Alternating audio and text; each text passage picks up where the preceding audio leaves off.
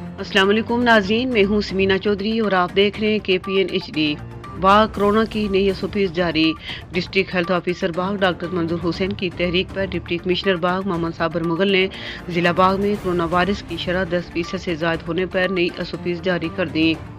नई एसओपीज के मुताबिक अंदरूनी इतमाद पर मुकम्मल पाबंदी आयद होगी, जबकि बैरूनी इतमाद पर 300 लोगों की शमूलियत की इजाज़त होगी जो कि मुकम्मल वैक्सीनेटेड होंगे।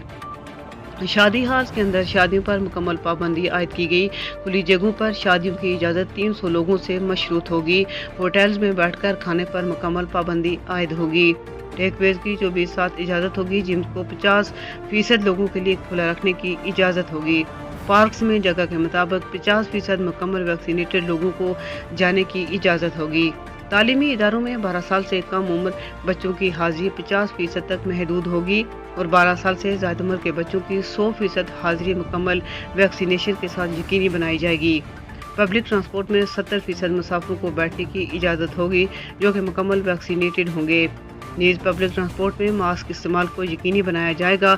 मास्क का इस्तेमाल लाजमी करार दिया गया है।